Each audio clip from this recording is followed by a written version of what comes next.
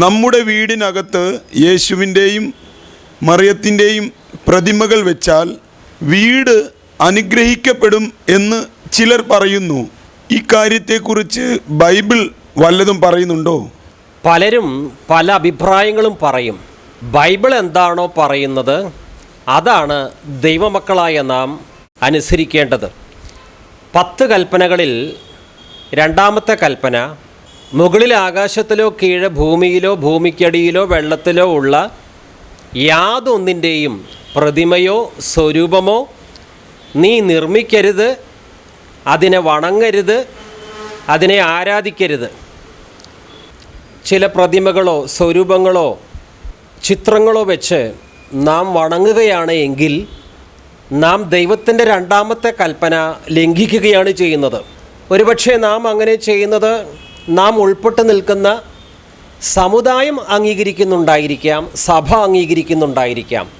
പക്ഷേ നാം ദൈവകൽപ്പനയാണ് ലംഘിക്കുന്നത്. നമ്മൾ കുടുംബമായി നമ്മുടെ വീട്ടിലുള്ളവരെല്ലാവരും ദൈവത്തിൻ്റെ കൽപ്പനകൾ ലംഘിക്കുന്നവരാണ് എങ്കിൽ ആ കുടുംബത്തിൽ യഥാർത്ഥ ദൈവാനുഗ്രഹം എങ്ങനെ വരും? പഴയ നിയമത്തിൽ ഗിദയോൻ ദൈവത്തെ അറിഞ്ഞവനാണ്. യഹോവയുടെ സഹായത്താൽ പല യുദ്ധങ്ങളും അവൻ ചെയ്തു വിജയിച്ചു. പക്ഷെ പിന്നീട് ഗിദയോൻ ചില സ്വരൂപങ്ങൾ വെച്ചു. അത് അവന് ഒരു കെണിയായി മാറി എന്നാണ് തിരുവചനത്തിൽ രേഖപ്പെടുത്തിയിരിക്കുന്നത്. അല്ലാതെ ആ പ്രതിമകൾ മൂലം അവൻ്റെ കുടുംബം അനുഗ്രഹിക്കപ്പെട്ടു എന്നല്ല രേഖപ്പെടുത്തിയിരിക്കുന്നത്. ന്യായാധിപന്മാർ 8-ാം അധ്യായം 27-ാം വാക്യം. ഗിദയോൻ അതുകൊണ്ട് ഒരു ഏഫോദ് ഉണ്ടാക്കി തൻ്റെ പട്ടണമായ ഒഫ്രയിൽ പ്രതിഷ്ഠിച്ചു. ഇസ്രായേലെല്ലാം അവിടേക്ക് പരസംഗമായി അതിൻ്റെ അടുക്കൽ ചെന്നു. അത് ഗിദയോനും അവൻ്റെ കുടുംബത്തിനും ഒരു കെണിയായി തീർന്നു.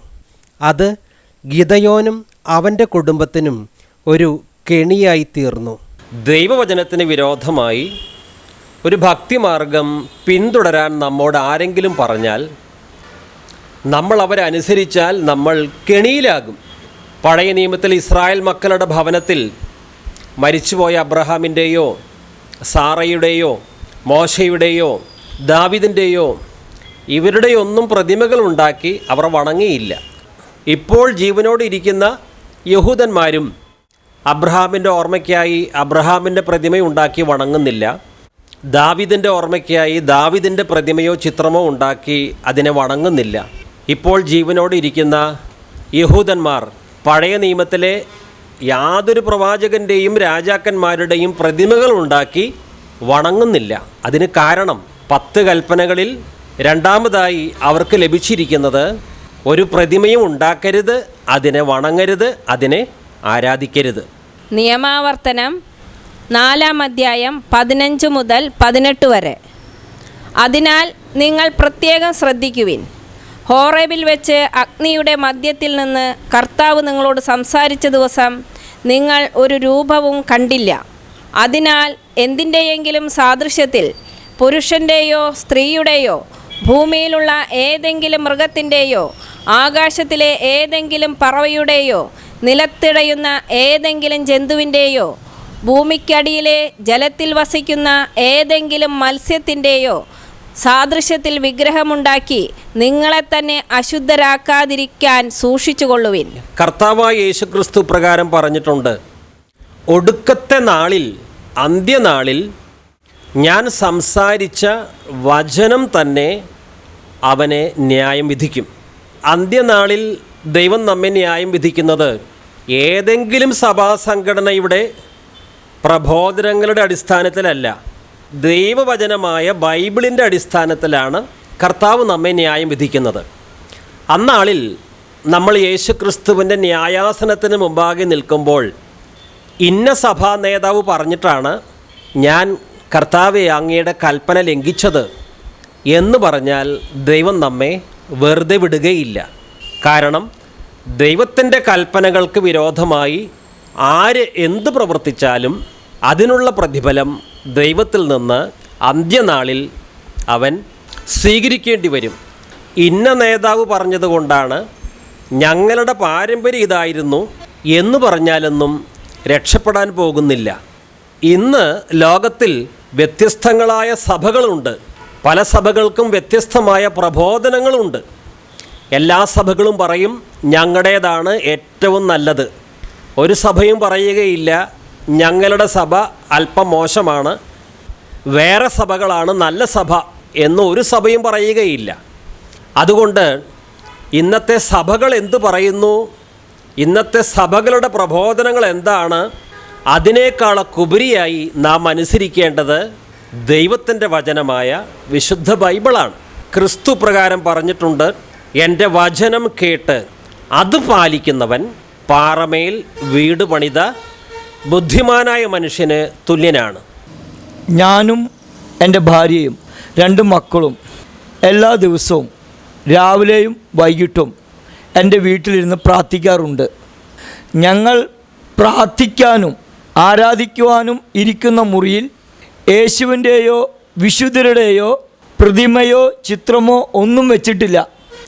രക്ഷിക്കപ്പെട്ട ദൈവമക്കൾ, ആത്മാവിലും സത്യത്തിലും ദൈവത്തെ ആരാധിക്കുന്ന ദൈവമക്കൾ, ദൈവം അവർക്ക് തന്ന വീടിനുള്ളിൽ ദൈവത്തെ ആരാധിക്കുമ്പോൾ ആ വീടിനകത്ത് ഏതെങ്കിലും പ്രതിമയോ ചിത്രമോ ഒന്നും വെച്ച് വണങ്ങാറില്ല.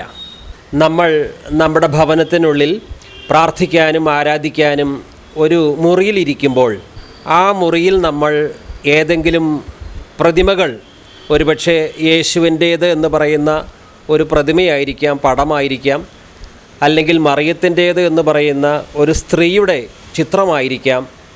നാം പ്രാർത്ഥിക്കാനിരിക്കുമ്പോൾ നമ്മുടെ നേരെ മുന്നിൽ ഇത്തരത്തിലുള്ള ചിത്രങ്ങളോ പ്രതിമകളോ വെച്ചിട്ടുണ്ടെങ്കിൽ നമ്മൾ സ്വാഭാവികമായും ആ ചിത്രങ്ങളെ നോക്കിയായിരിക്കും പ്രാർത്ഥിക്കുക, ആ പ്രതിമകളെ നോക്കിയായിരിക്കും പ്രാർത്ഥിക്കുക. കാരണം നമ്മൾ പ്രാർത്ഥിക്കാനിരിക്കുമ്പോൾ നേരെ മുന്നിൽ ഈ ചിത്രങ്ങളാണ് നാം അവിടെ സ്ഥാപിച്ചിരിക്കുന്നത്. മാത്രമല്ല, നമ്മൾ നമ്മുടെ ഭവനത്തിലിരുന്ന് ആരാധിക്കുമ്പോൾ നമ്മുടെ മുന്നിൽ നേരെ ഈ പ്രതിമകൾ ചിത്രങ്ങളൊക്കെ വെച്ചിട്ടുണ്ടെങ്കിൽ ആ പ്രതിമകളെ നോക്കിയാണ് നാം ആരാധിക്കുക. അങ്ങനെ വരുമ്പോൾ നമ്മൾ അറിയാതെ തന്നെ വിഗ്രഹാരാധികളുടെ ഗണത്തിൽ അകപ്പെടും. നേരത്തെ പറഞ്ഞല്ലോ, ഒരു സ്വരൂപം ഉണ്ടാക്കരുത്, അതിനെ വണങ്ങരുത്, അതിനെ ആരാധിക്കരുത്. അതാണ് ദൈവം ഇസ്രായേൽ മക്കൾക്ക് നൽകിയ 10 കൽപ്പനകളിൽ 2ാമത്തെ കൽപ്പന. അപ്പസ്തോലനായ യോഹന്നാൻ പറയുന്നത്, കുഞ്ഞുമക്കളെ വിഗ്രഹങ്ങളിൽ നിന്ന് അകന്നിരിക്കുവിൻ. അപ്പോൾ നമ്മൾ പ്രതിമകളിൽ നിന്ന് അകന്നിരിക്കാതെ അതിൻ്റെ അടുത്തിരുന്ന് അതിനെ നോക്കി പ്രാർത്ഥിക്കുകയും ആരാധിക്കുകയും ചെയ്യുമ്പോൾ നാം ദൈവത്തിൻ്റെ കൽപ്പനയ്ക്ക് വിരോധമായാണ് പ്രവർത്തിക്കുക. അപ്പസ്തോലനായ പൗലോസ് കൊരിന്ത്യ ലേഖനത്തിൽ പറഞ്ഞിരിക്കുന്നത്, വിഗ്രഹാരാധന വിട്ടോടുവിൻ. അപ്പസ്തോലന്മാരൊക്കെ അങ്ങനെ കൽപ്പിച്ചിരിക്കെ നാം പ്രാർത്ഥിക്കാനും ആരാധിക്കാനും ഇരിക്കുന്ന ഭവനത്തിനകത്ത് ദൈവത്തിൻ്റെ കൽപ്പനയ്ക്ക് വിരുദ്ധമായി ചില കാര്യങ്ങളൊക്കെ ചെയ്താൽ ആ ഭവനത്തിനകത്ത് നടത്തുന്ന പ്രാർത്ഥനകൾ ജീവനുള്ള ദൈവം എങ്ങനെ കേൾക്കും? കാരണം തെസലോണിക്കക്കാർക്ക് എഴുതിയ ലേഖനം നമ്മോട് പറയുന്നത്, സ്വരൂപങ്ങളെ വിട്ടുപേക്ഷിച്ച് ജീവനുള്ള ദൈവത്തിലേക്ക് വരണമെന്നാണ് അവിടെ എഴുതിയിരിക്കുന്നത്. ഈ ലോകത്തിൽ പലരും പലതും ചെയ്യുന്നുണ്ടായിരിക്കാം. പല സമുദായക്കാരും പല സഭക്കാരും പല കാര്യങ്ങളും ചെയ്യുന്നുണ്ടായിരിക്കാം. അവർക്കതിനുള്ള സ്വാതന്ത്ര്യമുണ്ട്. പക്ഷേ ദൈവമക്കളായ നമുക്ക് അങ്ങനെ എന്തും ഏതും പ്രവർത്തിക്കുവാനുള്ള സ്വാതന്ത്ര്യം ഇല്ല. നാം താമസിക്കുന്ന വീട് ദൈവം നമുക്ക് തന്നതാണ് എന്ന ഉറപ്പ് നമുക്കുണ്ടെങ്കിൽ അതിനകത്ത് ദൈവത്തെ പ്രകോപിപ്പിക്കുന്ന രീതിയിൽ പ്രതിമാവന്ദനം നടത്തുവാൻ ഒരിക്കലും ദൈവമക്കൾക്കാകില്ല. ഞാൻ ഒരു ദിവസം യേശുവിൻ്റെ നാമം അനേക തവണ ഏറ്റുപറഞ്ഞുകൊണ്ടിരിക്കുകയാണെങ്കിൽ എനിക്ക് വല്ല പ്രയോജനമുണ്ടോ? തീർച്ചയായും പ്രയോജനമുണ്ട്. യേശുവിൻ്റെ നാമം സകല നാമത്തിലും മേലായ നാമമാണ്. ഒരു നാളിൽ യേശു ക്രിസ്തു വീണ്ടും വരും. അപ്പോൾ സ്വർലോകത്തിലുള്ളവരുടെയും ഭൂലോകത്തിലുള്ളവരുടെയും അധോലോകത്തിലുള്ളവരുടെയും മുഴങ്കാലുകളൊക്കെയും യേശുവിൻ്റെ മുമ്പാകെ മടങ്ങുകയും യേശുക്രിസ്തു മാത്രം ഏക കർത്താവ് എന്ന് പിതാവായ ദൈവത്തിൻ്റെ മഹത്വത്തിന് വേണ്ടി ഏറ്റുപറയുകയും ചെയ്യേണ്ടി വരും. അതുകൊണ്ട് ദൈവമക്കളായ നാം ഈ ഭൂമിയിൽ ഓരോ ദിവസവും യേശുവിൻ്റെ നാമം ഏറ്റുപറഞ്ഞുകൊണ്ടിരിക്കണം. എബ്രായ ലേഖനം 13-ാം അധ്യായം 15-ാം വാക്യം, അവനിലൂടെ നമുക്ക് എല്ലായ്പ്പോഴും ദൈവത്തിന് സ്തുതിയുടെ ബലി, അവൻ്റെ നാമത്തെ ഏറ്റുപറയുന്ന അധരങ്ങളുടെ ഫലങ്ങൾ അർപ്പിക്കാം. അവനിലൂടെ നമുക്ക് എല്ലായ്പ്പോഴും, അവനിലൂടെ എന്ന് പറയുന്നത് യേശുവിലൂടെ നമുക്ക് എല്ലായ്പ്പോഴും ദൈവത്തിന് സ്തുതിയുടെ ബലി. ഇപ്പോൾ നമ്മൾ യേശുവേ സ്തോത്രം എന്ന് പറയുമ്പോൾ പഴയ നിയമത്തിൽ ഒരു മൃഗത്തെ യാഗമർപ്പിക്കുന്നതിന് തുല്യമാണ് അത്. സ്തുതിയുടെ ബലി അവൻ്റെ നാമത്തെ ഏറ്റുപറയുന്ന അധരങ്ങളുടെ ഫലങ്ങൾ അർപ്പിക്കാം. അവൻ്റെ നാമത്തെ ഏറ്റുപറയുന്ന അധരങ്ങളുടെ ഫലങ്ങൾ അർപ്പിക്കാം. പണ്ട് എൻ്റെ അധരം കൊണ്ട് യേശുവിൻ്റെ നാമം ആവർത്തിക്കുന്നതിനേക്കാളും അനേക തവണ മറിയത്തിൻ്റെ നാമമാണ് ആവർത്തിച്ച് പറഞ്ഞുകൊണ്ടിരുന്നത്. ഒരു സൃഷ്ടിയുടെ നാമമാണ് ഒരു ദിവസം അനേക തവണ ഏറ്റുപറഞ്ഞുകൊണ്ടിരുന്നത്. പക്ഷേ പിന്നീട് മനസ്സിലായി, മറിയത്തിൻ്റെ നാമത്തെയോ ഏതെങ്കിലും വിശുദ്ധരുടെ നാമത്തെയോ ഏറ്റുപറയാനല്ല, അത് ആവർത്തിച്ച് പറയാനല്ല ദൈവം എനിക്ക് അധരം തന്നിരിക്കുന്നത്. ദൈവം എനിക്ക് അധരം തന്നിരിക്കുന്നത് എന്നെ സൃഷ്ടിച്ച കർത്താവിൻ്റെ നാമത്തെ ഏറ്റുപറയാനാണ്. ഈ വാക്യം ഒന്നുകൂടി വായിക്കുന്നു. അവനിലൂടെ നമുക്ക് എല്ലായ്പ്പോഴും ദൈവത്തിന് സ്തുതിയുടെ ബലി, അവൻ്റെ നാമത്തെ ഏറ്റുപറയുന്ന അധരങ്ങളുടെ ഫലങ്ങൾ അർപ്പിക്കാം. എബ്രായ ലേഖനം 13:15, അതുകൊണ്ട് അവൻ മുഖാന്തരം നാം ദൈവത്തിന് അവൻ്റെ നാമത്തെ ഏറ്റുപറയുന്ന അധരഫലം എന്ന സ്തോത്രയാഗം ഇടവിടാതെ അർപ്പിക്കുക. ഇടവിടാതെ അധരബലം എന്ന സ്തോത്രയാഗം അർപ്പിക്കാനാണ് ദൈവത്തിൻ്റെ വചനം നമ്മോട് പറഞ്ഞിരിക്കുന്നത്. അതുകൊണ്ട് നമുക്ക് നമ്മുടെ അധരം കൊണ്ട് അനേക തവണ മറിയമേ മറിയമേ എന്ന് വിളിച്ച് മറിയത്തെ മഹത്വപ്പെടുത്തുവാൻ ദൈവത്തിൻ്റെ വചനം അനുവാദം തന്നിട്ടില്ല. കർത്താവിൻ്റെ നാമത്തെ മഹത്വപ്പെടുത്താൻ വേണ്ടിയാണ്, ആ നാമത്തെ ഏറ്റുപറയാനാണ് ദൈവം നമുക്ക് അധരം തന്നിരിക്കുന്നത്. മറ്റു പലരും പലതും ചെയ്യുന്നുണ്ടായിരിക്കാം, പല നാമങ്ങളെയും ഏറ്റുപറയുന്നുണ്ടായിരിക്കാം, അതിനവർക്ക് സ്വാതന്ത്ര്യമുണ്ട്. പക്ഷേ ദൈവമക്കളായ നമ്മുടെ വിശ്വാസത്തിൻ്റെ ഏക അടിസ്ഥാനം വിശുദ്ധ ബൈബിളാണ്. ഏതെങ്കിലും സഭാപ്രബോധനമോ സഭാ പാരമ്പര്യമോ അല്ല. ദൈവമക്കളായ നമ്മൾ പിന്തുടരേണ്ടത് വിശുദ്ധ ബൈബിളാണ്. ജീവൻ്റെ വചനങ്ങളാണ് നാം മുറുകെ പിടിക്കേണ്ടത്. ഏതെങ്കിലും മാനുഷിക പാരമ്പര്യങ്ങൾ മുറുകെ പിടിക്കാനല്ല ദൈവത്തിൻ്റെ വചനം നമ്മോട് പറയുന്നത്. ഫിലിപ്പിയ ലേഖനം 2-ാം അധ്യായം നമ്മോട് പറയുന്നത്, നിങ്ങൾ ജീവൻ്റെ വചനം മുറുകെ പിടിക്കുവിൻ. അതുകൊണ്ട് ദൈവത്തിൻ്റെ വചനത്തിനെതിരായ ഒരു ഭക്തിമാർഗത്തിൽ ദൈവമക്കളായ നമ്മൾ ഉൾപ്പെടാൻ പാടില്ല. ഞാൻ ജനിച്ചു വളർന്ന സഭയിലെ നേതാക്കന്മാർ എന്നോട്, നീ ഈ സഭയിലെ ഒരു ശുശ്രൂഷകനാകണം എന്ന് പറഞ്ഞാൽ ഞാൻ എന്തു ചെയ്യണം? ബ്രദർ ജനിച്ചു വളർന്ന സഭയിലെ നേതാക്കൾ ബ്രദറിനോട് നീ ഈ സഭയുടെ ഒരു ശുശ്രൂഷകനാകണമെന്ന് പറയുമ്പോൾ ബ്രദർ ആദ്യമേ ചെയ്യേണ്ടത്, ബ്രദർ ജനിച്ചു വളർന്ന സഭ ദൈവവചനപ്രകാരമുള്ള ഒരു സഭയാണോ എന്ന് ആദ്യം പരിശോധിക്കണം. ആ സഭയിലെ നേതാക്കൾ ദൈവവചനത്തിന് കീഴ്പ്പെട്ട് ജീവിക്കുന്നവരാണോ എന്ന് പരിശോധിക്കണം. ബൈബിൾ മാത്രം പോരാ, പാരമ്പര്യവും നമുക്ക് വേണം എന്ന് പറയുന്ന ഒരു സഭയിലാണ് ബ്രദർ ജനിച്ചിട്ടുള്ളത് എങ്കിൽ ഒരിക്കലും ആ സഭയിലെ ശുശ്രൂഷകനാകാൻ പരിശ്രമിക്കരുത്. കാരണം ദൈവവചനത്തിന് വിരുദ്ധമായ ഒത്തിരി പാരമ്പര്യങ്ങൾ ബ്രദർക്ക് വിശ്വസിക്കേണ്ടി വരികയും മറ്റുള്ളവരെ അത് വിശ്വസിപ്പിക്കുക എന്നുള്ള മഹാപാതകം ചെയ്യേണ്ടി വരികയും ചെയ്യും. അതുകൊണ്ട് ബ്രദർ ജനിച്ചു വളർന്ന സഭയാകട്ടെ മറ്റേതെങ്കിലും സഭയാകട്ടെ, ഈ സഭയിലെ ശുശ്രൂഷകനായി നീ മാറണമെന്ന് പറയുമ്പോൾ ആ സഭ വചനപ്രകാരമുള്ള സഭയാണോ എന്ന് ആദ്യം ചെക്ക് ചെയ്യണം. ക്രിസ്തു പറഞ്ഞതുപോലെയാണോ അവിടെ സ്നാനം നടക്കുന്നത്? അവിടുത്തെ ആരാധന വചനപ്രകാരമാണോ? ആ സഭയിൽ വിജാതീയവൽക്കരണം നടക്കുന്നുണ്ടോ പുറജാതി ആചാരങ്ങളൊക്കെ കോപ്പിയടിച്ച് പേര് പോലും മാറ്റാതെ ഭക്തിയോടെ ചർച്ചിനകത്ത് അതൊക്കെ നടത്തുന്നുണ്ടോ? ആ സഭയിലെ ശുശ്രൂഷകന്മാർ ദൈവത്തിൻ്റെ വചനം മായം ചേർക്കാതെ വിശ്വാസികളെ പഠിപ്പിക്കുന്നവരാണോ? അതോ ആ സഭയിലെ തെറ്റായ ആചാരങ്ങളെയും ഭക്തിമാർഗത്തെയും ന്യായീകരിക്കുവാൻ ദൈവത്തിൻ്റെ വചനം ദുർവ്യാഖ്യാനിക്കുകയാണോ അവരുടെ ജോലി? അത്തരം കാര്യങ്ങൾ നാം ആദ്യം ചെക്ക് ചെയ്യണം. അല്ലാതെ ഏതെങ്കിലും സഭയിലെ നേതാക്കൾ ആവശ്യപ്പെട്ടു എന്ന ഒറ്റ കാരണത്താൽ ആ സഭയുടെ ശുശ്രൂഷകനാകുവാൻ ഒരിക്കലും തുനിയാൻ പാടില്ല. നാം ജനിച്ചു വളർന്ന സഭയെ പരിശോധിച്ച് നോക്കേണ്ട വല്ല കാര്യവും ഉണ്ടോ? നാം ഓരോരുത്തരും ജനിച്ചു വളർന്ന സഭയാണെങ്കിലും ഇനി മറ്റേതെങ്കിലും സഭകളായാലും ദൈവവചനപ്രകാരം സഭകളെ നാം പരിശോധിക്കണം. ഒറിജിനലാണോ ഡ്യൂപ്ലിക്കേറ്റ് ആണോ നാം തന്നെ പരിശോധിച്ച് കണ്ടെത്തണം. അത് പരിശോധിച്ചറിയാനുള്ള ഉരകല്ലാണ് വിശുദ്ധ ബൈബിൾ.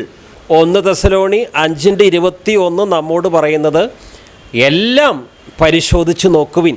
ഇന്ന് ആളുകൾ മാർക്കറ്റിൽ പോയി ഒരു സാധനം വാങ്ങുന്നതിന് മുമ്പ് അവർ അതിൽ മായം ചേർത്തിട്ടുണ്ടോ, ഇത് ഒറിജിനലാണോ ഡ്യൂപ്ലിക്കേറ്റ് ആണോ എന്ന് പരിശോധിച്ച് നോക്കാറുണ്ട്. അല്ലെങ്കിൽ അവർ വഞ്ചിക്കപ്പെടും. ഇന്ന് പലരും അവർ ജനിച്ചു വളർന്ന സഭാ സംഘടന ദൈവവചനത്തിന് പ്രാധാന്യം കൊടുക്കുന്നതാണോ അതോ ദൈവവചനത്തെ നിഷേധിക്കുന്ന പാരമ്പര്യങ്ങൾക്ക് പ്രാധാന്യം കൊടുക്കുന്നതാണോ, ഇക്കാര്യം ജീവിതത്തിൽ ഒരിക്കൽ പോലും പരിശോധിച്ചറിയാറില്ല.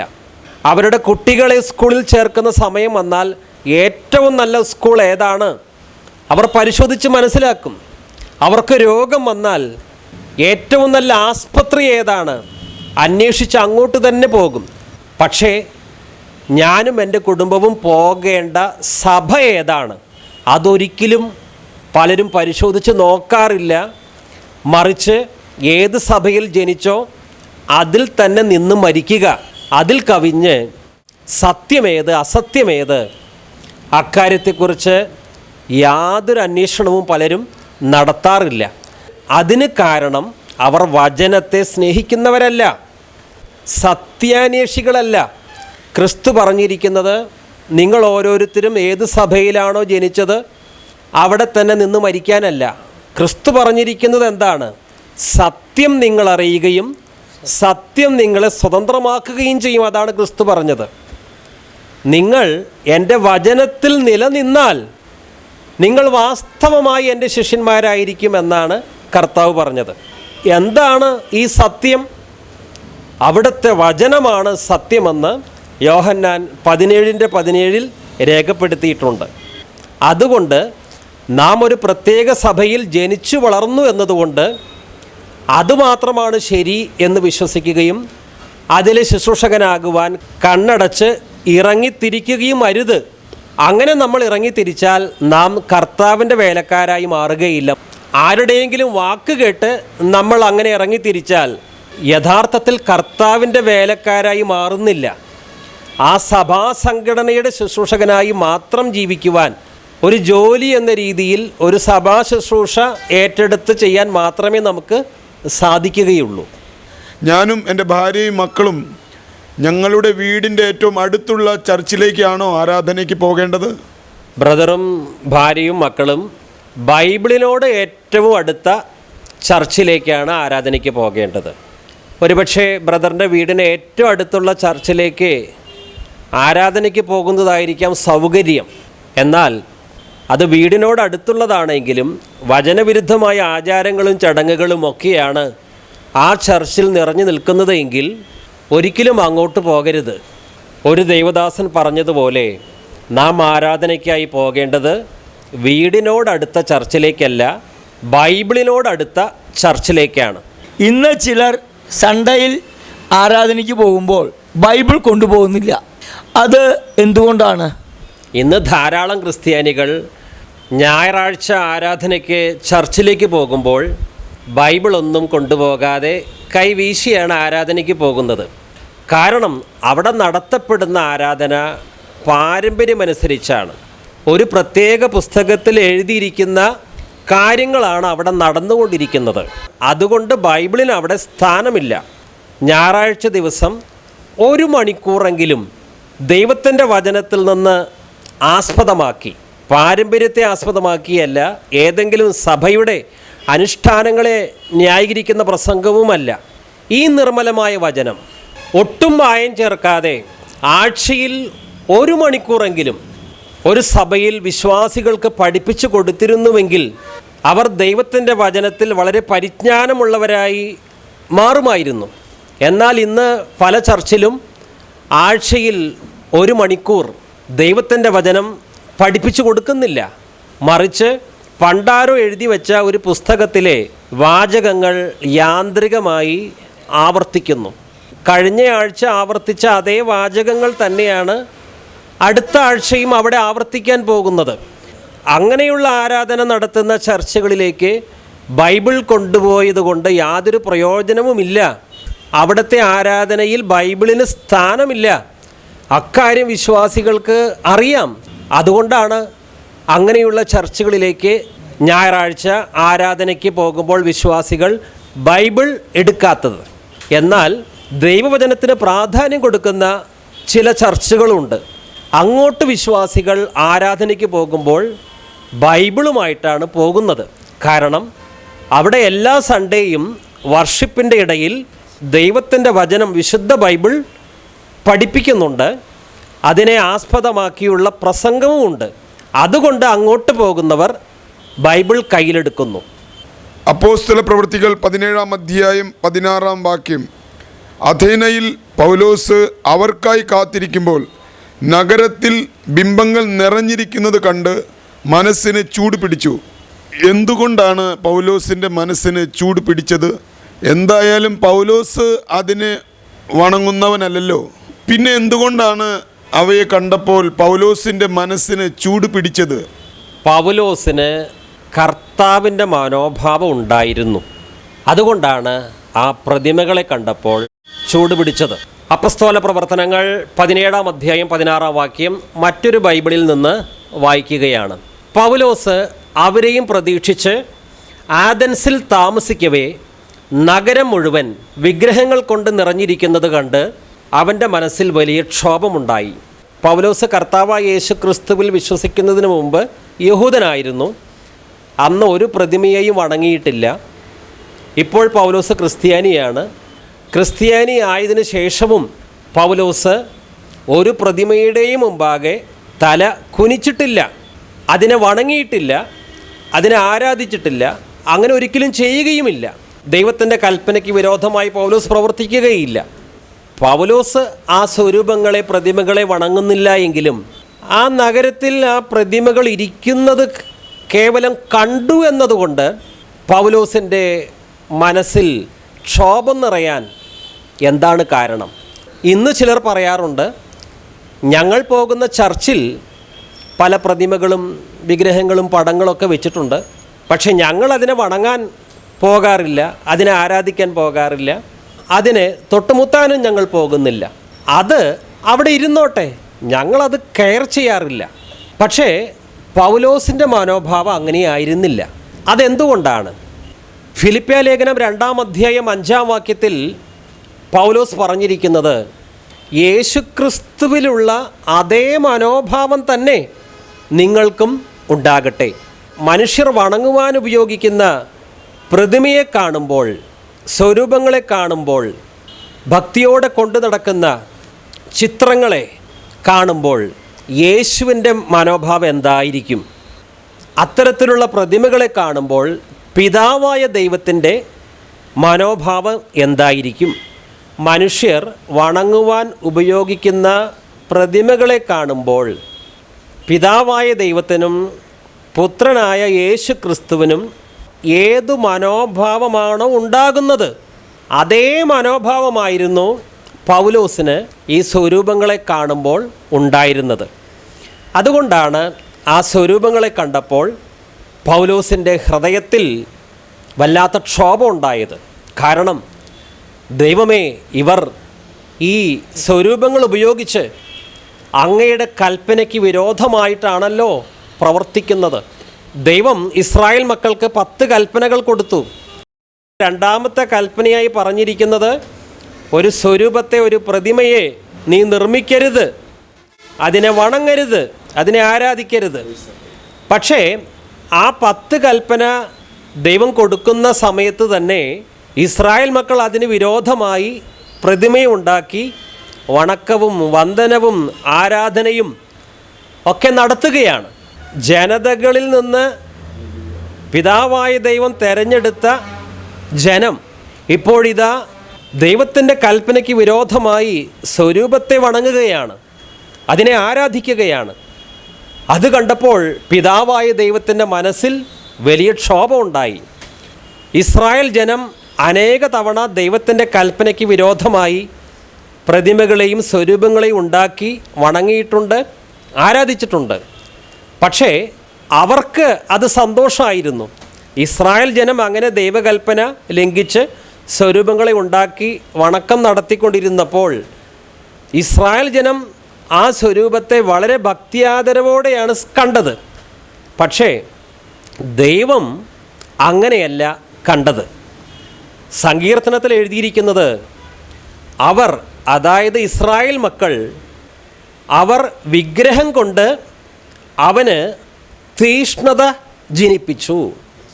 പിതാവായ ദൈവം താൻ തെരഞ്ഞെടുത്ത ജനം ഒരു പ്രതിമയെ, അത് യേശുവിൻ്റേതായിരിക്കാം അല്ലെങ്കിൽ മറ്റേതെങ്കിലും വിശുദ്ധരുടേതായിരിക്കാം, അതിനെ വണങ്ങുന്നത് കാണുമ്പോൾ, ആ പ്രതിമയെ കാണുമ്പോൾ പിതാവായ ദൈവത്തിൻ്റെ മനസ്സിലുള്ള മനോഭാവം എന്താണ്? ദൈവം ആത്മാവാണ്, ദൈവത്തെ ആത്മാവിലും സത്യത്തിലും ആരാധിക്കണമെന്ന് കർത്താവായ യേശു ക്രിസ്തു പറഞ്ഞിരിക്കുന്നു.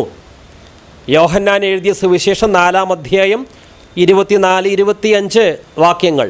എന്നാൽ യേശുവിൽ വിശ്വസിക്കുന്നു എന്ന് പറയുന്ന നാം യേശുവിൻ്റേത് എന്ന് പറയുന്ന ഒരു പുരുഷ പ്രതിമയെ ഉണ്ടാക്കി വണങ്ങുമ്പോൾ ആ പ്രതിമയെ കാണുന്ന ജീവനുള്ള കർത്താവിൻ്റെ മനോഭാവം എന്തായിരിക്കും? പിതാവായ ദൈവത്തിൻ്റെ ഹൃദയത്തിൽ ഒരു സ്വരൂപത്തെ കാണുമ്പോൾ എന്തു മനോഭാവമാണോ ഉള്ളത്, അതേ മനോഭാവമാണ് യേശുവിനും തൻ്റെ പ്രതിമ എന്ന് പറഞ്ഞൊരു പുരുഷ പ്രതിമയെ ആരെങ്കിലും വണങ്ങുമ്പോൾ യേശുവിനുള്ളത്. ഈ യേശുവിൻ്റെ അതേ മനോഭാവം തന്നെയായിരുന്നു പൗലോസിനുണ്ടായിരുന്നത്. അതുകൊണ്ട് പൗലോസ് സ്വരൂപത്തെ വണങ്ങിയില്ല എങ്കിലും ഇവിടെ എഴുതിയിരിക്കുന്നത് അപ്പസ്തോല പ്രവർത്തനങ്ങൾ 17-ാം അധ്യായം 16-ാം വാക്യം, പൗലോസ് അവരെയും പ്രതീക്ഷിച്ച് ആഥൻസിൽ താമസിക്കവേ നഗരം മുഴുവൻ വിഗ്രഹങ്ങൾ കൊണ്ട് നിറഞ്ഞിരിക്കുന്നത് കണ്ട് അവൻ്റെ മനസ്സിൽ വലിയ ക്ഷോഭമുണ്ടായി. ധാരാളം സ്വരൂപങ്ങൾ, പ്രതിമകൾ ഇവയെ കണ്ടപ്പോൾ അവയെ വണങ്ങാം, അവയെ തോളിലേറ്റാം, അവയോട് അപേക്ഷിക്കാം, ഇങ്ങനെയുള്ള ചിന്തകളല്ല പൗലോസിനുണ്ടായത്. ദൈവത്തിൻ്റെ വചനം നമ്മോട് പറയുന്നത് വിഗ്രഹാരാധി ദൈവരാജ്യം അവകാശമാക്കുകയില്ല. അപ്പസ്തോലനായ പൗലോസ് അതുകൊണ്ട് കൊരിന്ത്യ ലേഖനത്തിൽ 10-ാം അധ്യായം 14-ാം വാക്യത്തിൽ പറഞ്ഞിരിക്കുന്നത്, ആകയാൽ പ്രിയപ്പെട്ടവരെ വിഗ്രഹാരാധനയിൽ നിന്ന് ഓടിയകലുവിൻ. ഇത് വിജാതികൾക്ക് നൽകുന്ന പ്രബോധനമല്ല. വിജാതികളിൽ നിന്ന് യേശുവിനെ സ്വീകരിച്ച് അപ്പം മുറിക്കലിൽ പങ്കെടുക്കുന്ന ക്രിസ്ത്യാനികൾക്കുള്ളതാണ് ഈ പ്രബോധനം. ഞാനിവിടെ പറയുന്നത് മറ്റു മതസ്ഥരുടെ സ്വരൂപങ്ങളെക്കുറിച്ചല്ല. ക്രിസ്ത്യാനികളെന്ന് പറയുകയും ദൈവത്തിൻ്റെ വചനത്തെക്കുറിച്ച് അറിവില്ലാതെ തെറ്റായ കാര്യങ്ങൾ ചെയ്യുന്ന ധാരാളം പേരുണ്ട്. അവരുടെ അറിവിലേക്ക് വേണ്ടിയാണ്. എന്നാൽ അവരിൽ മിക്കവരിലും ദൈവം പ്രസാദിച്ചില്ല. അവരെല്ലാം മരുഭൂമിയിൽ വെച്ച് ചിതറിക്കപ്പെട്ടു. അവരെപ്പോലെ നാം തിന്മ ആഗ്രഹിക്കാതിരിക്കാൻ ഇത് നമുക്ക് ഒരു പാഠമാണ്. അവരിൽ ചിലരെ പോലെ നിങ്ങൾ വിഗ്രഹാരാധകർ ആകരുത്.